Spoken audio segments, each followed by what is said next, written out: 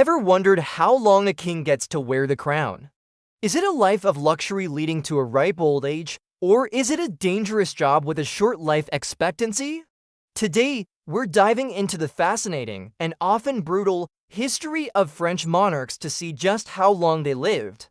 We'll journey from the early days of Clovis I all the way to the final emperors, uncovering a story of war, disease, political intrigue, and the occasional peaceful death.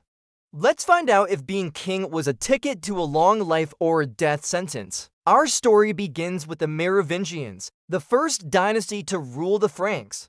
Clovis I, the man who united the Frankish tribes, died at a respectable 45, but life in this era was tough. Many of his successors didn't fare as well.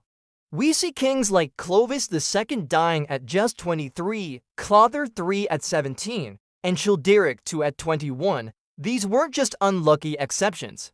This was a pattern. The Merovingian period was marked by constant internal strife, with brothers and cousins fighting for a piece of the kingdom.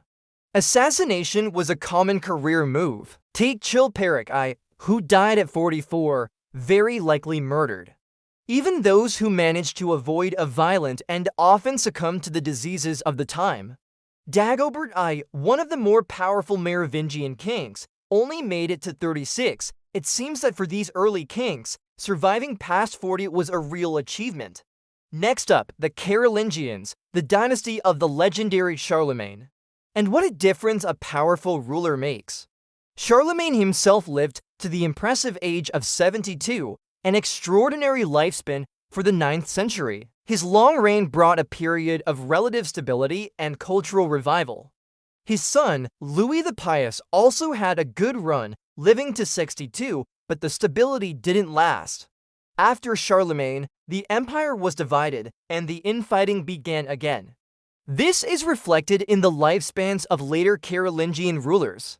We see a dramatic drop with Louis the Stammerer dying at 33, his sons Louis III and Carloman dying tragically young at 19 and around 18 respectively. Louis III died from an accident, falling from his horse while chasing a girl, and Carloman II died in a hunting accident a few years later. The throne was a dangerous place. Charles V, who briefly reunited the empire, died at 48. It's clear that while the Carolingian line started strong with Charlemagne, the pressures of ruling a fractured kingdom took a heavy toll on his descendants. Many died young, either in battle, through accidents, or from the stress and turmoil of their reigns. Now we enter a new era with the Capetians, a dynasty that would rule France for over 300 years. Hugh Capet, the founder, set a solid precedent, dying at 56. His immediate successors, Robert II and Henry I, also lived into their 50s, a respectable age for the time. This period saw the slow consolidation of royal power, and with it, slightly more stable lives for the monarchs. Louis VI, known as the Fat, lived to 52 despite a life of constant military campaigning.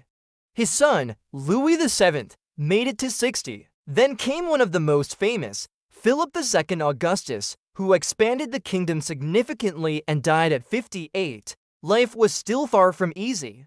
His son, Louis VIII, died at just 39 from dysentery while on campaign. However, his own son, the revered Saint Louis IX, lived a full life, dying at 56, also from disease while on crusade. But look at what happens next. His son Philip III dies at 40. His grandson, Philip IV the Fair, dies at 46 after a stroke. Then a string of tragedies strikes his sons. Louis X dies at 26. His infant son John I lives for only 5 days. Philip V dies at 29, and Charles IV at 33. This rapid succession of deaths, leaving no male heir, ended the direct Capetian line and plunged France into the 100 Years' War. The end of the direct Capetian line brought the House of Valois to the throne, and their reign began with the 100 Years' War against England. Life expectancy for these kings was a roller coaster. Philip VI, the first Valois king, lived to 57, but his son, John II the Good, had a tougher time. He was captured by the English at the Battle of Poitiers and died in London at 44. His son, Charles V the Wise, was a brilliant administrator but suffered from poor health his whole life. Dying at just 42, his son, Charles VI, had one of the most tragic reigns in French history. He suffered from severe mental illness for decades, believing he was made of glass, and lived to 53. His son, Charles VII, the king who was famously crowned with the help of Joan of Arc, managed to drive the English out of France and lived to be 58. Then we have Louis XI, the Spider King, a master of political intrigue, who reached the age of 60, but danger was never far away. His son, Charles VIII, died at just 27 in a bizarre accident, hitting his head on a door lintel. Francis I, a grand figure of the French Renaissance, lived to a respectable 52, but his son, Henry II, met a grisly end at 40, dying from a jousting accident when a splinter from a lance pierced his eye. The tragedy continued with his sons. Francis II died at 16 from an ear infection. Charles X, who presided over the St. Bartholomew's Day massacre, died of tuberculosis at 23. Finally, Henry III, the last of the Valois kings, was assassinated at the age of 37, ending the dynasty in a wave of religious conflict and bloodshed. After the chaos of the wars of religion, the Bourbon dynasty took the throne, beginning with Henry IV.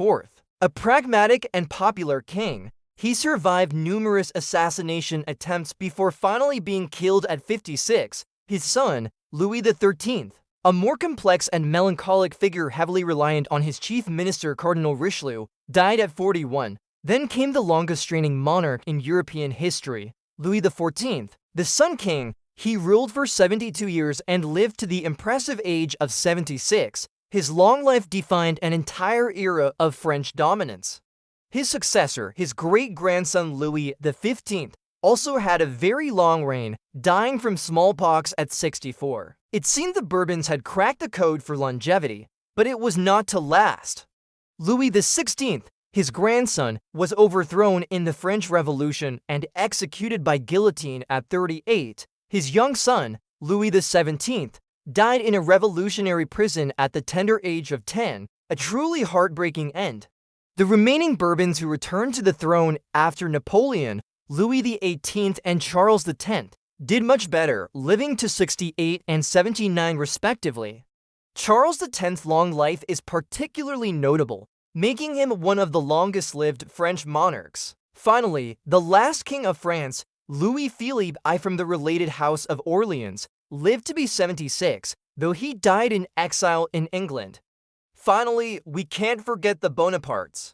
This imperial dynasty was short-lived, but left a massive mark on France and Europe. Napoleon I, the military genius who crowned himself emperor, died in exile on the island of St. Helena at the age of 51. The cause of his death is still debated, with theories ranging from stomach cancer to arsenic poisoning. His only legitimate son, Napoleon II, was named King of Rome as an infant, but never truly ruled. He was raised in Austria and died of tuberculosis at just 21, a sad footnote to his father's epic story. Years later, Napoleon's nephew, Louis Napoleon, became Napoleon III, the last monarch of France. He ruled for over 2 decades before being deposed after a disastrous war with Prussia. He died in exile in England a few years later at the age of 64. In the early centuries, simply surviving into middle age was a victory. The average lifespan for a Merovingian king was frighteningly low, often ending in violence or disease before they hit 30. Things improved with stronger dynasties like the Capetians and Bourbons, where we see rulers like Louis XIV and Charles X living well into old age. Yet, even in later periods, the throne was never truly safe. Accidents, assassinations, and the guillotine claimed kings like Henry II, Henry IV, and Louis XVI. And of course, the tragic fates of the child kings John I, Francis II, Louis XVII remind us how brutal these times could be. Ultimately, the life of a French king was a roll of the dice, a blend of power, privilege, and perpetual peril. Thank you so much for joining me on this journey through French history. If you found this interesting, don't forget to hit that like button, subscribe, and ring the bell so you won't miss our next deep dive into the past. See you in the next video.